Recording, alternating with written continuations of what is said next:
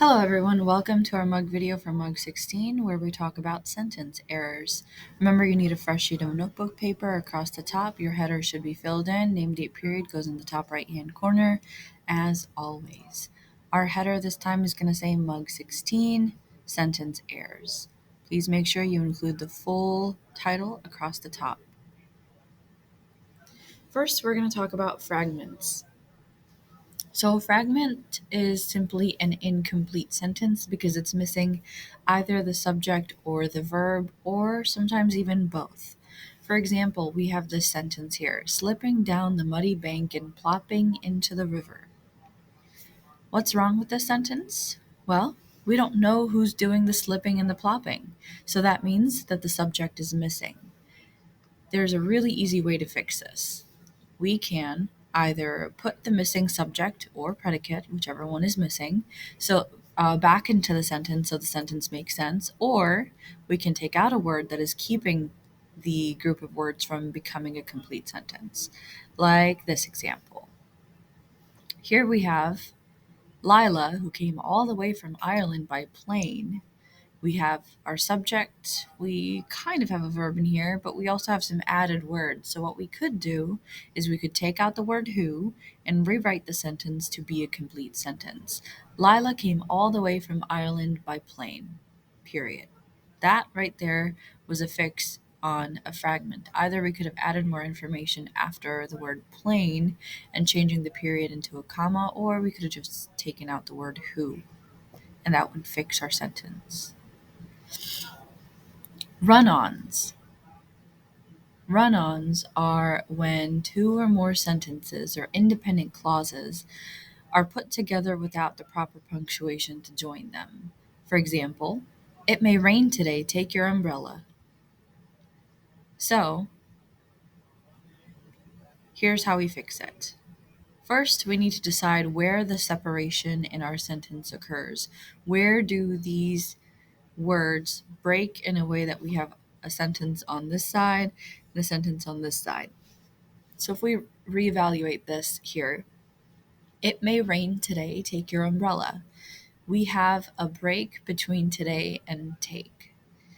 Then, once we've figured out where that separation occurs, either we can join these two parts of the sentence with a comma and conjunction, but you have to remember not all conjunctions function the same way, so you do have to test them out.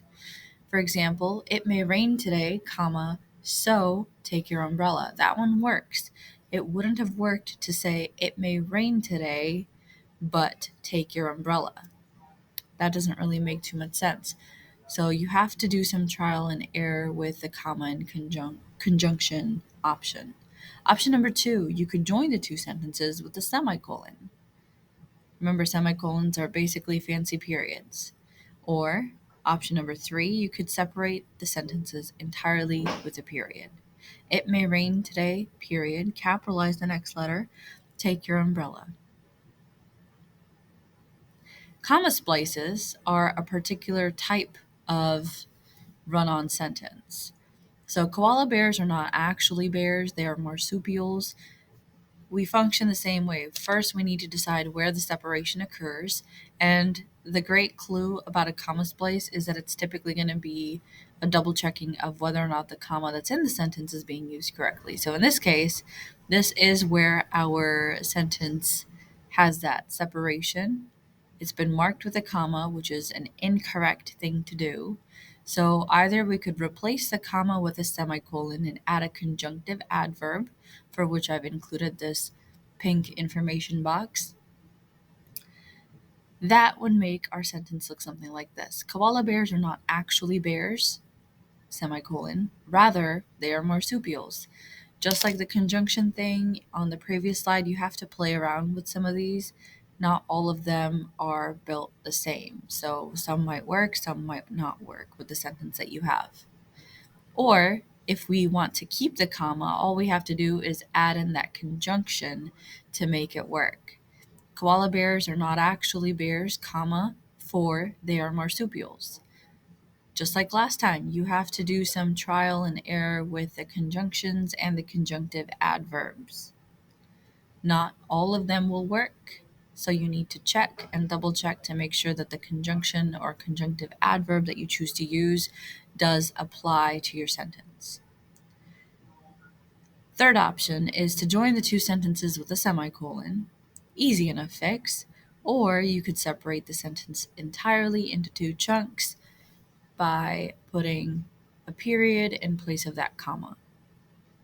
That is how you would fix up a comma splice.